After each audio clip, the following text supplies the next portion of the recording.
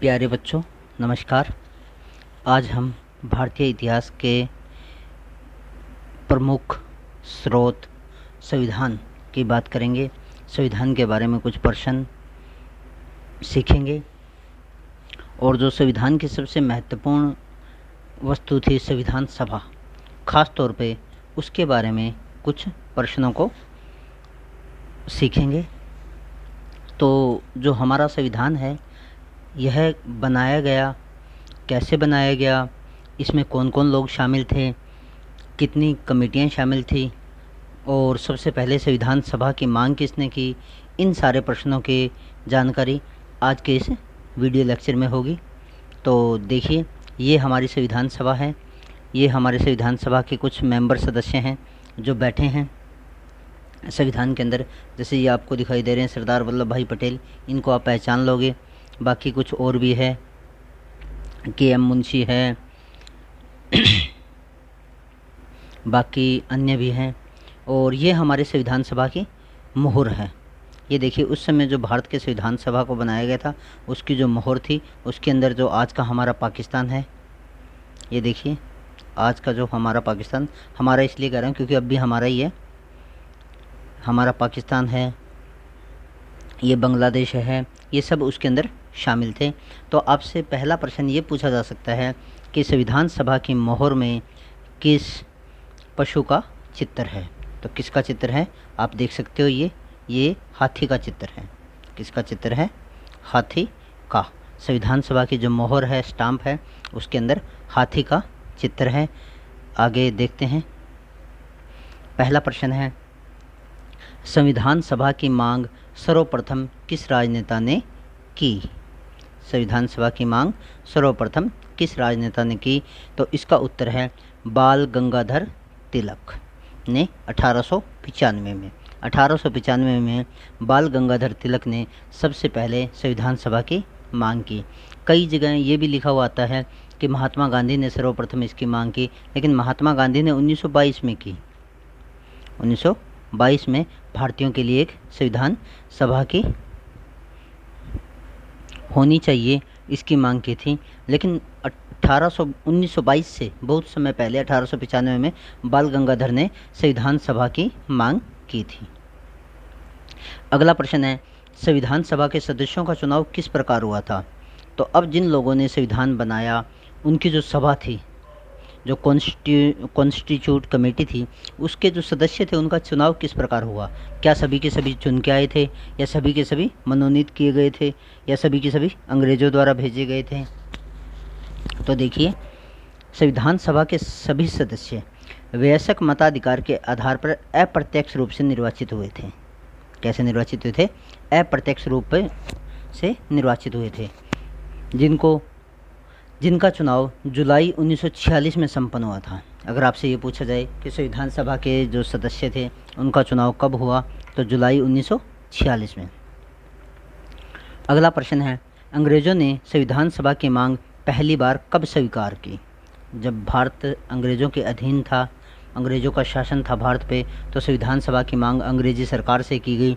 तो उन्होंने सबसे पहले कब स्वीकार की इसको? तो अगस्त 1947 में, अगस्त 1940 में, सॉरी 47 नहीं 40 में अगस्त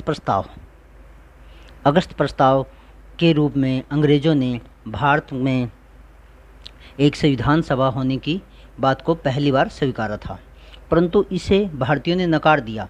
क्यों?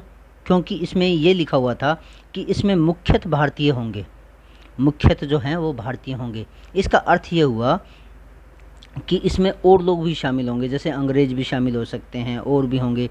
जबकि भारतीय जो नेता थे उन्हें इस बात पे आपत्ति थी कि जब संविधान भारत का बनना है तो अन्य लोगों का क्या काम, और इसलिए उन्होंने इस अगस्त प्रस्ताव को खारिज कर दिया। तो आपका प्रश्न था, संविधान सभा की मांग पहली बार कब स्वीकार की गई? तो अगस्त 1940 में। चलिए अगला प्रश्न देखते हैं। गांधी जी ने पोस्ट डेटेड चेक किसे कहा था? गांधी जी ने पोस्ट डेटेड चेक किसे कहा था? मतलब आने वाली तारीख का चेक किसे कहा था? तो 1942 में अंग्रेज़ों ने क्रिप्स प्रस्ताव पेश किया था। क्या कहा था? संविधान सभा बनाने के लिए संविधान सभा के लिए क्रिप्स प्रस्ताव पेश किया था, जिसमें उन्होंने ये कहा कि दूसरे विश्व युद्ध, तो दूसरा विश्व युद्ध कब हुआ था? 1939 से लेकर 1945 तक। 1945 में जब जापान के ऊपर अमेरिका ने न्यूक्लियर बम गिराए थे, परमाणु बम डाले थे। एक तो 9 अगस्त को डाला था 1945 को, और एक 6 अगस्त को। ये जो 2 परमाणु बम डाले थे, उसके बाद में दूसरा विश्व युद्ध ख़त्म हुआ था हिरोशिमा और नागासाकी पे। एक हिरोशिमा था और एक नागासाकी, इन 2 शहरों पे परमाणु बम डाले गए थे, तब ये विश्व युद्ध खत्म हुआ था। और हमारा प्रश्न है, गांधी जी ने पोस्ट डेटेड चेक किसे कहा है? क्रिप्स प्रस्ताव को, जिसमें दूसरे विश्व युद्ध के बाद में संविधान सभा बनाने की बात कही गई थी। तो इस पर गांधी जी ने इसे पोस्ट डेटेड चेक की, बैंक के चेक की संज्ञा दी थी, कि क्योंकि सभी को दिख रहा था कि इस बात का कोई पता नहीं है कि जब युद्ध हो रहा है विश्व के अंदर तो कौन जीतेगा और कौन हारेगा। तो जब किसी के हार जीत का ही पता नहीं, और जीतने के बाद में विश्व युद्ध समाप्त होने के बाद में संविधान सभा गठन क्यों किया जाए, अभी क्यों ना किया जाए? तो इसलिए महात्मा गांधी ने इसे पोस्ट डेटेड चेक की संज्ञा दी थी। आगे देखिए, अब जो सबसे महत्वपूर्ण प्रश्न है, अब जैसे पहले हमने पढ़ा कि अगस्त प्रस्ताव आया था 1940 में, क्रिप्स प्रस्ताव आया था 1942 के अंदर, लेकिन जो संविधान सभा है उसका गठन किस समिति की सिफारिश पे हुआ था? संविधान सभा का गठन किस समिति की सिफारिश पे हुआ था, किस कमेटी की सिफारिश पे हुआ था? तो इसका उत्तर है संविधान सभा का गठन कैबिनेट मिशन। ये महत्वपूर्ण है, इसको आप ध्यान रखिए। कैबिनेट मिशन, कैबिनेट मंत्री थे एटली की जो सरकार थी 1946 के अंदर, इंग्लैंड के अंदर एटली की जो सरकार थी, पीएम था एटली इंग्लैंड का, उसकी सरकार के 3 मंत्री थे, पैथिक लॉरेंस, एवी अलेक्जेंडर और स्टैफोर्ड क्रिप्स। ये क्रिप्स वही है जो पहले 1942 के अंदर क्रिप्स प्रस्ताव आया था, उसका जो मुखिया था वो यही क्रिप्स था। तो इन तीनों से मिलके एक कैबिनेट मिशन नाम से एक कमेटी बनाकर भारत में भेजी गई संविधान सभा के ऊपर आगामी कार्रवाई करने के लिए। तो ये देखिए, लॉर्ड वेवेल है, वाइसराय है, with member of cabinet mission March 1906। ये है लॉर्ड वेवेल। ये क्या है? Lord Wavell. आपसे कई बार ये भी पूछ लिया जाता है कि जो अंतिम वाइसराय थे भारत के वो कौन थे? Lord Mountbatten. लेकिन लॉर्ड माउंटबेटन से पहले जो वाइसराय थे वो कौन थे? लॉर्ड वेवेल थे। क्या थे? Lord Wavell. क्या थे? वेवेल। लॉर्ड वगैरह की तो जरूरत नहीं है, ठीक है ना, लॉर्ड लॉर्ड नहीं थे, ये ऐसे ही करें। लॉर्ड का मतलब होता है भगवान, ये भगवान थोड़ी थे। लेकिन ये अंग्रेज थे, ये अपने आप को कहते थे कि तुम भारतीय हमारे गुलाम हो और हम ही तुम्हारे भगवान हैं। और ये एवी अलेक्जेंडर है, ये मिस्टर एवी अलेक्जेंडर है। और ये है पैथिक लॉरेंस है। ये क्या है? पैथिक लॉरेंस है।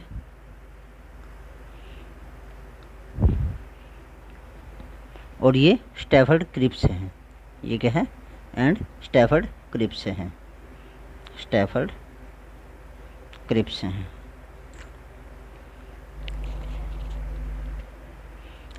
अगला प्रश्न देखते हैं, संविधान सभा में कुल कितने सदस्य थे? यहाँ से भी एक महत्वपूर्ण प्रश्न बनता है कि जो संविधान सभा बनाई गई उसमें कुल कितने सदस्य थे?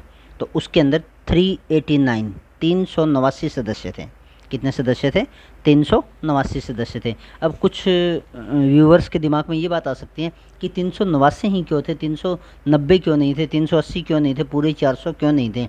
तो इसका कारण ये है कि जो संविधान कैबिनेट जो मिशन था, कैबिनेट मिशन ने जब पूरे भारत की जनसंख्या देखी तो उस समय 40 करोड़ जनसंख्या थी, लगभग। कितनी थी? 40 करोड़ जनसंख्या थी। और प्रत्येक 10 लाख व्यक्तियों पर एक व्यक्ति चुना गया। तो 10 लाख पे एक के हिसाब से ये कुल 389 बैठे थे। कुल कितने बैठे थे? 389, मतलब 38 करोड़ 90 लाख के आसपास जो भारत की जनसंख्या थी उससे। तो इसलिए यहाँ पे 389 संविधान सभा के सदस्य चुने गए। इनमें से 292 निर्वाचित थे, इनमें से 292 निर्वाचित थे। जो भारत में उस समय क्या था, जैसे जो भारत था उसके अंदर 3 तरह की चीज़ें थी उस समय। एक तो वो था जो सीधा अंग्रेज़ों के अधीन था, वहाँ से निर्वाचित सदस्य थे, वहाँ पे चुनाव हुए थे, वोट गिरे थे, कौन कहाँ से जीता है, उसके जो जीते थे वो आए थे, वो 292 सदस्य थे। 4 कमिश्नरी स्टेट थे, जैसे आजकल हमारे यूनियन टेरिटरी हैं, जो केंद्र शासित प्रदेश हैं, जैसे चंडीगढ़ है, दादरा नगर हवेली है, दमन है, तो उसी तरह पहले 4 कमिश्नरी स्टेट थे। कौन से स्टेट थे? कमिश्नरी स्टेट थे। इनमें एक दिल्ली था, एक अजमेर था, एक कुर्ग था, कुर्ग कर्नाटक में है, कुर्ग कर्नाटक में है, एक बलूचिस्तान है जो आजकल पाकिस्तान में हमारा ही है, हम तो आज भी इसे अपना ही मानते हैं। तो दिल्ली, अजमेर, कुर्ग और बलूचिस्तान, ये 4 उस समय कमिश्नरी स्टेट थे और इन चारों स्टेटों से एक एक था। तो 4 यहाँ से थे, 292 निर्वाचित होके हुए थे और 93 देशी भारत से थे। अब ये देशी भारत कौन सा है? देशी भारत वो है जहाँ पर उस समय राजाओं का राज था। भारत के अंदर कुछ जगह ऐसी थी जहाँ पे सीधा अंग्रेज़ों का राज था, कुछ 4 कमिश्नरी स्टेट थी और कुछ जगह ऐसी थी जहाँ के राजा का शासन चलता था और वो राजा डायरेक्ट अंग्रेज़ों को टैक्स देते थे। जैसे अगर हम हरियाणा की बात करें तो हरियाणा के अंदर जींद का राजा था या पटियाला का राजा था। इधर राजस्थान की बात करें तो जोधपुर के राजा थे, जैसलमेर के राजा थे। तो ये जो राजा थे ये डायरेक्ट अंग्रेज़ों को टैक्स देते थे। तो यहाँ इन्होंने 93 सदस्य भेजे थे अपने। कितने सदस्य भेजे थे? 93 सदस्य भेजे थे और ये सदस्य इन्होंने मनोनीत करके भेजे थे। इनमें यहाँ पे कोई चुनाव वगैरह नहीं हुआ था। तो कुल कितने हो गए? 389, 389 कितने हो गए? 389 सदस्य हो गए। कितने हो गए? 389। 292 प्लस 4 296 हो गए और प्लस में 93, प्लस में 93। तो 96 में 4 जोड़ो तो 300 हो गए और इसमें से हो गए तो 389 हो गए। ठीक है, आसान तरीका है मैथ करने का। जब भी आपको जोड़ करना हो तो पहले छोटी, जैसे उसको पास के जो 10 या 100 होते हैं उनमें जोड़ लो। 96 है तो यहाँ से 4 माइनस करके इसमें जोड़ दो, 300 हो गए। यहाँ से 4 कम हो गए तो 89 बच गए, 300 और 89 389 हो गए। चलिए अगला प्रश्न देखते हैं। संविधान सभा में कुल कितने सदस्य पहली बैठक में शामिल हुए? तो यहाँ से आपके पास 2 प्रश्न बनते हैं। पहला प्रश्न तो ये बनता है कि पहली बैठक कब हुई। तो पहली बैठक कब हुई संविधान सभा की? संविधान सभा की जो पहली बैठक थी वो बैठक हुई थी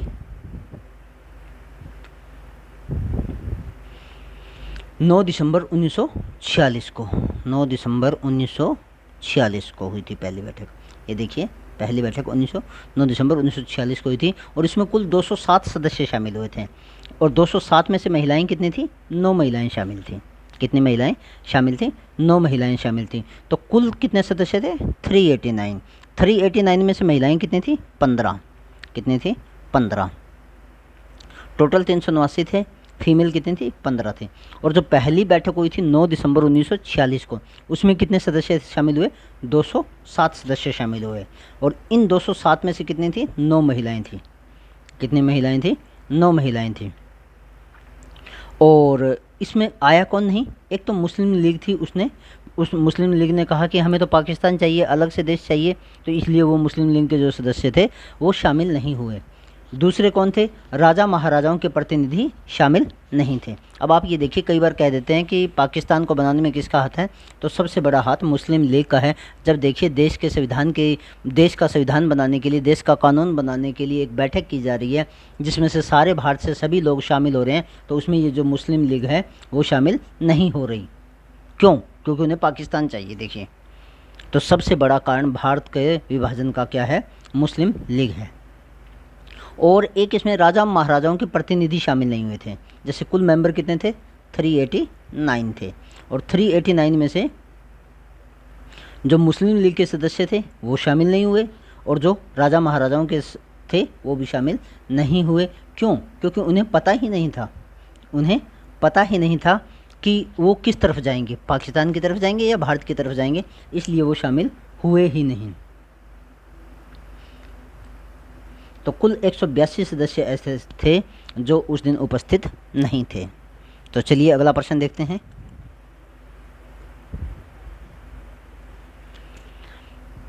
संविधान सभा के स्थायी अध्यक्ष किसे चुना गया और कब चुना गया? तो जो पिछला प्रश्न था उसमें हमने देखा कि जो संविधान सभा का पहला अध्यक्ष था, अस्थायी अध्यक्ष था, वो थे सच्चिदानंद सिन्हा। सच्चिदानंद सिन्हा। जो पहली बैठक हुई उसके अंदर कोई भी अध्यक्ष नहीं था, इसलिए जो सबसे बुजुर्ग व्यक्ति थे, जो सबसे वृद्ध व्यक्ति थे, जो सबसे उम्र दराज व्यक्ति थे, उन्हें अध्यक्ष चुना गया और उनका नाम था श्री सच्चिदानंद सिन्हा जी।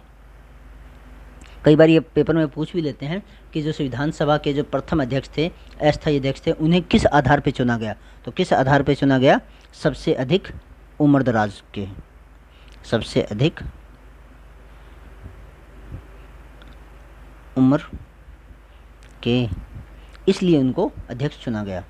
अगला प्रश्न है, संविधान सभा के स्थायी अध्यक्ष किसे चुना गया और कब चुना गया? तो उत्तर है 11 दिसंबर 1946 को। ये जो दूसरी बैठक हुई थी, कौन सी बैठक हुई थी? दूसरी बैठक हुई थी, उसमें बिहार से राजेंद्र प्रसाद को संविधान सभा का स्थायी अध्यक्ष चुना गया। ये हमारे राजेंद्र बाबू हैं, लोग इन्हें प्यार से राजेंद्र बाबू कहते हैं। ये भारत के राष्ट्रपति भी रहे हैं, प्रथम राष्ट्रपति रहे हैं, और संविधान सभा के अध्यक्ष भी यही थे। तो राजेंद्र प्रसाद को पहला स्थायी अध्यक्ष चुना गया, पहला नहीं, स्थायी अध्यक्ष चुना गया, और 11 दिसंबर 1946 को दूसरी बैठक हुई थी। अगला है, संविधान सभा की प्रस्तावना का आधार क्या है? तो देखिए, जो हमारे संविधान है वो हमें क्या क्या देगा और उसकी क्या क्या सीमाएं हैं और उसका जो मुख्य उद्देश्य है वो क्या क्या है, वो सब का सब प्रस्तावना में लिखा हुआ है। जो हम किसी भी, जो हमारी पुस्तकें हैं 9वीं की, 10वीं की, 8वीं की, उनके पहले पेज पे लिखा होता है, भारत का संविधान, हम भारत के लोग भारत को एक संपूर्ण प्रभुत्व संपन्न लोकतंत्रात्मक गणराज्य बनाने के लिए तथा उसके समस्त नागरिकों को सामाजिक, आर्थिक और राजनीतिक न्याय, विचार, अभिव्यक्ति, विश्वास, धर्म और उपासना की स्वतंत्रता, ये देखिए, उपासना की स्वतंत्रता, प्रतिष्ठा और अवसर की समता प्रदान करने के लिए तथा उन सब के लिए व्यक्ति की गरिमा और राष्ट्र की एकता सुनिश्चित करने वाली बंधुत्व बढ़ाने के लिए दृढ़ संकल्प होकर अपनी इस संविधान सभा में आज तारीख, ये दिख नहीं रहा, 1949 ईस्वी शुक्लायत द्वारा इस संविधान को अंगीकृत, अधिनियमित और आत्मर्पित करते हैं। तो ये हमारी संविधान की प्रस्तावना है। तो इसका आधार क्या है? प्रश्न ये है कि संविधान की प्रस्तावना का आधार क्या है? तो इसका आधार है उद्देश्य प्रस्ताव। क्या आधार है? उद्देश्य प्रस्ताव। कब रखा गया? 13 दिसंबर 1946 को। तो पूछा जा सकता है कि संविधान की प्रस्तावना का आधार क्या है? उद्देश्य प्रस्ताव। कब रखा गया? 13 दिसंबर 1946 को। किसने रखा? पंडित जवाहरलाल नेहरू ने रखा उद्देश्य प्रस्ताव को। अब ये पास कब हुआ? 22 जनवरी 1900। अगला प्रश्न है, भीमराव अंबेडकर, बाबा साहब अंबेडकर, इनको नमन है। इन्होंने हमारे संविधान को बनाने में बहुत अधिक योगदान दिया। हमारे देश के एक बहुत पढ़े लिखे और बहुत ही समझदार और धरातल से जुड़े हुए व्यक्ति थे, जिन्होंने हमें बहुत कुछ दिया और हम आज भी इनके आदर्शों को पालना कर रहे हैं। भीमराव अंबेडकर को भारतीय संविधान का वास्तुकार मतलब बनाने वाला, अथवा फील्ड मार्शल, ये नया शब्द होगा आपके लिए, कुछ बच्चों ने सुना नहीं होगा। ये एग्ज़ाम में पूछ लिया जाता है कि भीमराव अंबेडकर को भारतीय संविधान का फील्ड मास्टर किसने कहा था? तो माइकल ब्रेचर ने कहा था। किसने कहा था? माइकल ब्रेचर। ये एक लेखक थे जिन्होंने जवाहरलाल नेहरू की आत्मकथा लिखी थी। तो माइकल ब्रेचर ने अंबेडकर को भारतीय संविधान का वास्तुकार माना और उनकी भूमिका को संविधान के निर्माण में फील्ड जनरल, क्या है? फील्ड जनरल के रूप में रेखांकित किया था। अगला प्रश्न है, हम प्रथम श्रेणी के संविधान से तीसरी श्रेणी के परिवर्तन का संचालन कर रहे हैं।